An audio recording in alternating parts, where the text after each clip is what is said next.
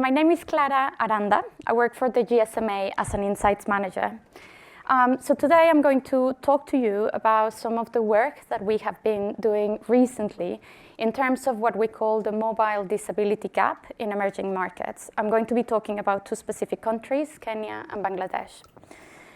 Perhaps you are asking, what is the GSMA? We get asked that question very frequently. The GSMA, if you look at your phones, you have probably a 4G, maybe 3G, maybe 2G. Sometimes it says GSM. So the GSMA is a trade association that represents mobile network operators. We have around 800 members globally. And one of our main activities is to organize industry-led events. So you may have heard about the World Mobile Congress, for instance. So these large events related to mobile are organized by the GSMA. But we also lead the industry towards collective action for the social good, for social benefits.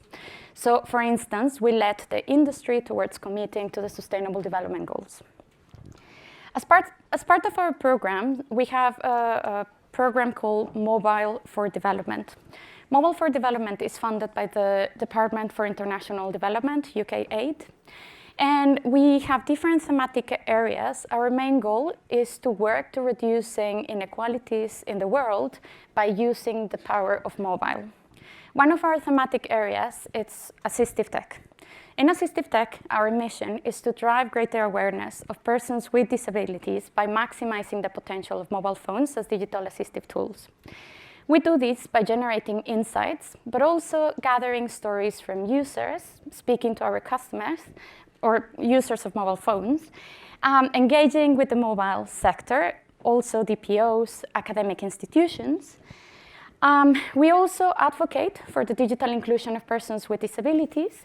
And starting from this year, we will be supporting startups that are innovating in this space. So we've been really busy during the past year doing research in Kenya and Bangladesh to try to understand what we call the mobile disability gap. I will present now some little parts of the research that we've done, the findings that we have, but our publication is coming soon. It will be published, the full report will be published on December the 3rd. So I know many of you will be very busy during that day, but I'll invite you to go to our website and look at our report, where you will be able to see the full research that we conducted in Kenya and Bangladesh. So we've heard that during the past sessions. There are around 1 billion people in the world that have some form of disability. The majority of persons with disabilities in many parts of the world, they live in situations in which they are marginalized by society. They don't have access to equal opportunities to non-disabled individuals. For example, in developing countries, 90% of children do not attend school. It is also estimated that 80% of adults with disabilities are unemployed. But the barriers of disabilities are usually socially, environmental, political creations. And these barriers are what leads to the exclusion of persons with disabilities. But assistive technologies could help break some of these barriers. However, access to assistive technologies is very limited in many parts of the world. Around 1 in 10% of individuals that need assistive technologies have access to them. So we believe that in these places where assistive technologies are very limited, mobile phones could play a role as cost-effective and bespoke tools for persons with disabilities. This is because mobile phones have a versatile nature, and they cluster different assistive technologies in one single device. But the nexus between mobile and disability is not fully explored when we think about developing country context. So during this year, we conducted research to try to understand the characteristics of access, ownership, and use of mobile phones and mobile services by persons with disabilities. We also try to understand the role that mobile plays as an enabler of participation. This research was funded by the 80-20-30 program, which is it's funded by the Department for International Development and led by the Global Disability Innovation Hub. So we did this work in collaboration with the GDI Hub. For our research, we conducted over 1,000 surveys in both countries. We also conducted 40 qualitative interviews in each country, and we conducted 8 photo voice studies in each country. So now I'm going to present the findings from our research. When we started this research, we thought initially that we were going to find that persons with disabilities were not going to own mobile phones, or the ownership was going to be very low. But to our surprise, we found that access to mobile phones by persons with disabilities in these 2 countries is really high. This is whether they own the mobile phone or they borrow it from someone else, but access is high. However, persons with disabilities are more than 10% less likely to own a mobile phone than non-disabled persons in the country, in each country. And the majority of them own a basic or a feature phone. So less than 30% of persons with disabilities own a smartphone. And this is something really important to highlight because smartphones are the devices with the greatest capabilities to work as assistive technologies. When we look at the specific details around ownership and access to mobile phones, we found that a couple of factors were key in regards to the levels of ownership. The first one was the level of education. So individuals with no education or with lower levels of education are less likely to own a mobile phone. But also, individuals with multiple disabilities are less likely to own a mobile phones. Individuals with multiple disabilities are amongst the group that is most marginalized within the segment of different types of different groups of disabilities. And this is because access to education is quite challenging for them in this context. And this relates to the previous reason.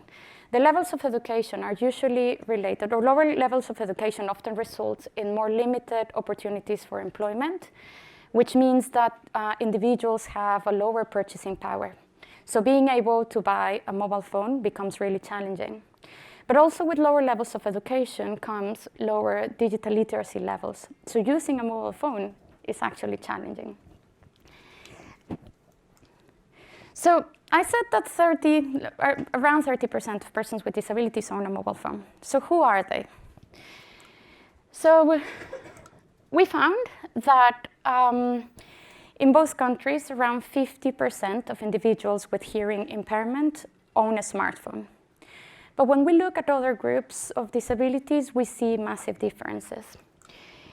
We see that around 15% of individuals with visual impairment own a smartphone.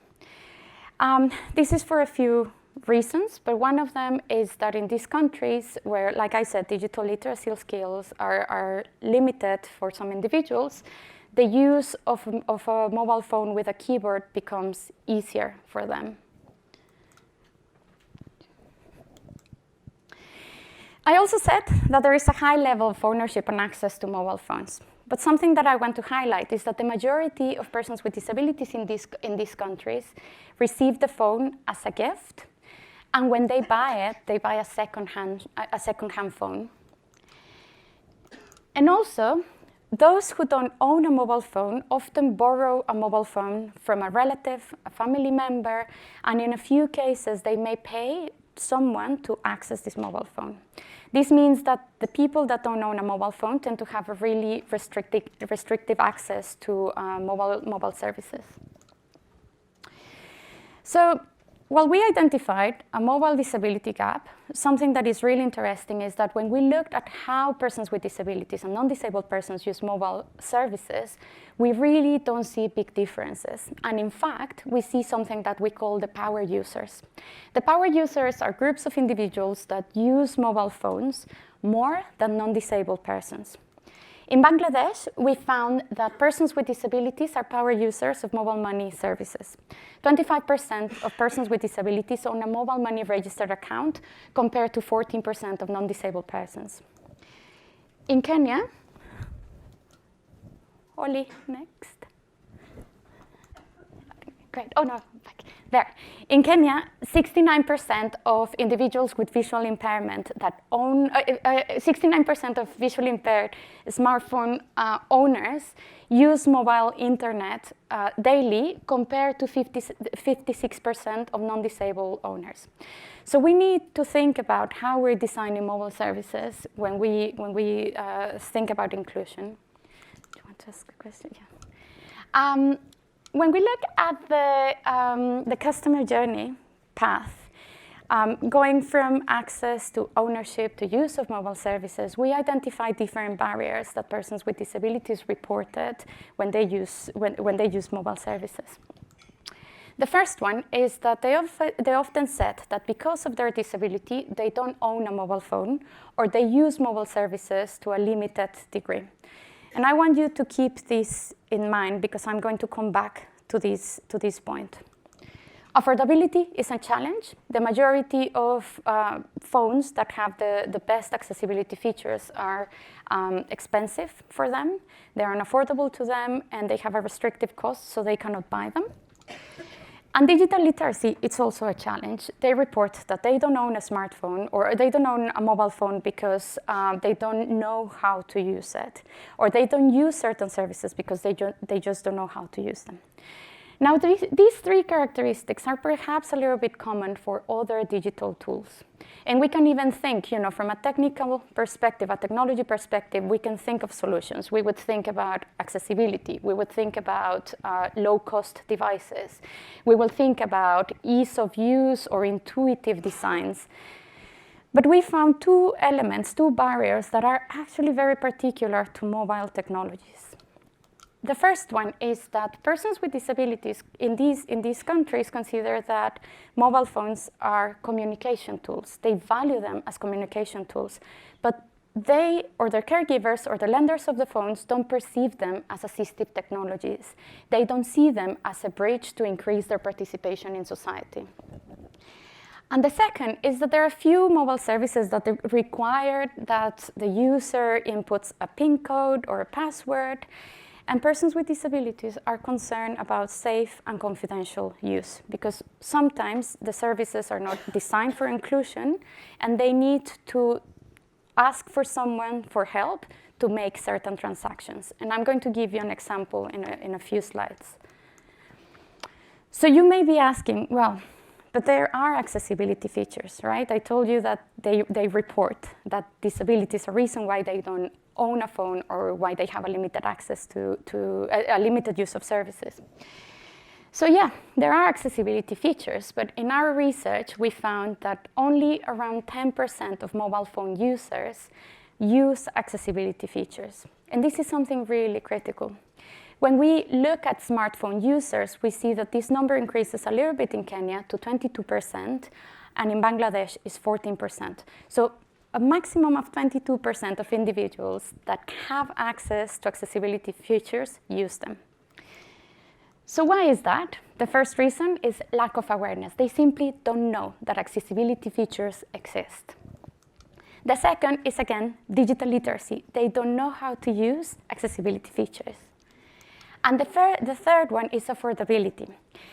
Many of these individuals own smartphones that are cheap and that don't have the full suite of accessibility features. So if they want to improve certain accessibility features, they may need to pay for add-on apps to improve the quality of the functions. For us, these apps may be cheap, but for many of them, they are not cheap and they are restrictive. So I presented some of the research that we found from the surveys and the interviews, but like I said, we spoke with individuals. And in the stories that were shared with us, we found that mobile phone is helping persons with disabilities to break barriers, to increase independence, and to access opportunities that they didn't have access to before. So for us, it is in these stories in which we're able to gather the life-changing potential. We discovered the life-changing potential of mobile phones in the lives of persons with disabilities. And just to give you an example, I'm going to read a quote from one of our participants. He is a male, he's 25 years old with visual impairment, he's from Kenya. And he told us, For many of you, mobile is just like any other device, but for me, it is a companion in my life. And this, for us, is one of the reasons why, as the GSMA, as assistive tech, we are motivated to do more work in this area so that we can close the digital inclusion gap. We found that mobile enables access to financial services. We found that it enables access to healthcare and access to education. We spoke to individuals with short stature that told us that when they go to banks, they cannot reach a counter or they cannot get money from ATMs. We spoke with wheelchair users who told us that they cannot access banks because in these countries, infrastructure is not necessarily accessible. But for them, mobile money services are giving them a convenient way to access financial services. Just to give you a short example, there is an operator in Kenya called Safaricom. It's the largest operator in Kenya. And in 2017, they decided to audit their services to see how accessible they were. And they saw that individuals with visual impairment were the most disadvantaged users of their services. And they looked specifically at their mobile money service called M-Pesa. When they spoke with users with visual impairment, they realized that they were actually, very often, they were victims of theft and fraud, because every time somebody made a transaction, they would receive a text message with a new balance. So this means that if you had a visual impairment, you would go with the agent, you would give him the money, or give her the money, you would make the transaction, and only until you found someone that you trust, you would show them the balance, and then you would realize that the full money wasn't deposited. So to avoid that, they would ask for someone that they trust to do the transactions for them, and they would give them money. So there was a hidden cost that they were incurring to be able to access these services. So Safaricom decided to introduce interactive voice response, which is a technology widely available for mobile operators. It took them around 3 months to make the integration of these two technologies. And what Safaricom reported to us is that fraud has been reduced by more than 90%, and they have an increasing number of users of this service. When we asked them, and how do you know that these customers have a visual impairment? And they said, well, we think that they are, because when you're a sighted user, using IVR can be a little bit cumbersome. So they are almost certain that it has gone through word of mouth, that people are trusting more the service, they are using it more, and they are telling others to use this service. Our findings on the mobile disability gap are in line with findings from the UN related to digital inclusion. A report recently published by the UN says that persons with disabilities have limited access to information and communication technologies, but also have limited use of internet when you compare to non-disabled persons. So it is clear that a digital inclusion gap exists, and we need to work. We need to do work around that. Just to conclude, I'm going to highlight a few points. The first one is that digital accessibility solutions exist, but they are not necessarily suitable for every context. One of our participants in Bangladesh, he was in the picture, he's using his phone, and he was telling us that Bengali speakers, when they try to use speech recognition technologies, when they try to use voiceover or talkback, they struggle a lot because the software doesn't recognize what they are saying. So we are creating certain barriers for them that shouldn't exist. And also, I mentioned that awareness and digital skills are critical. In the picture, I'm showing one of our interviews in Kenya, who's visually impaired. She's holding her smartphone, and she's using a magnifying glass. She uses the magnifying glass to read the text on her phone because she's not aware that the phone has a magnifying text function. So if we want to close, if we want to narrow the digital inclusion gap, we need to work in awareness, and we need to increase the digital skills of persons with disabilities in these countries. To finish, I'm just going to summarize some of the few points that I've highlighted in this talk. The first one is that persons with disabilities value mobile phones as communication tools. But there is a barrier, and a mobile disability gap still exists. Persons with disabilities are still less likely to own a mobile technology. In these markets, the needs of persons with disabilities are not fully satisfied across the different stages of the customer journey. And although digital solutions exist that could help address some of the barriers, they are not necessarily suitable for them. They're not necessarily suitable for persons with disabilities in developing countries. So I have in front of me many tech developers. You're probably at the top end of the development of some of these solutions. And what I want to ask you is that when you design these solutions, try to think about them so that they are designed for everyone. But more importantly, once you design them, try to think about ways in which you can make sure that your customers, your users, will know about them and will know how to use them. Because otherwise, we will create unintentional barriers. So that's all from me, and I'm happy to take questions. Thank you, Clara.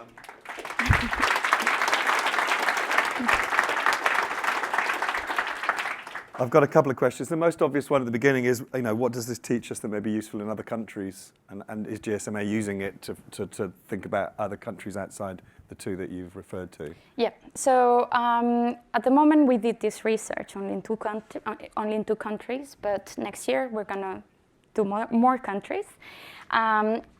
We try to cover different regions. So our main countries, regions of focus are Africa and Southeast Asia. That's because of the funding that we receive. But we want to expand to other countries, and we want to see whether these findings are applicable to other regions or whether we find some surprising things.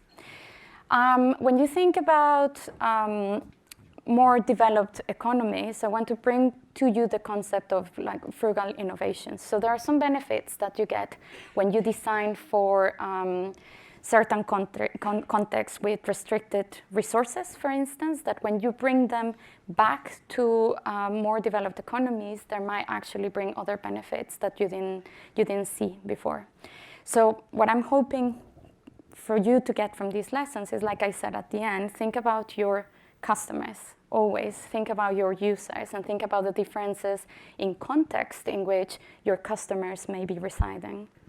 Cool, thank you. And do you have any good examples of any awareness or education campaigns that you came across, particularly the ones we were talking about a moment ago, where people are helping people find the accessibility features or by some means through customer support or other processes? If the gap is they didn't know they were there, is there anybody actually doing any work to fill that gap? So we know, for instance, that GARI is the Global Accessibility Reporting Initiative. It's a database that has been created for assessing accessibility for many different devices. It includes mobile phones, tablets, and also smart TVs. And for instance, some mobile operators have adopted GARI in their platforms so that customers can be aware of certain accessibility features that mobile phones may have. But something that we still need to address is mobile operators are putting this information there, but we are not sure how much users are actually interacting with that information. We're not sure about whether users understand that information, and it's something that we want to explore further. And you were talking about potentially working with customer services people who are working directly with customers.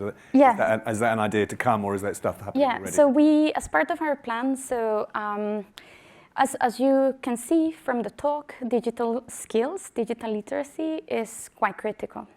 So for us, making sure that persons with disabilities are aware and know how to use accessibility features is critical. So as the GSMA, one of our plans for the coming month, before next year, it's to develop a toolkit so that we support agents, mobile operator, or we support operators so that they train agents to be able to support customers with disabilities so that they are aware about these features.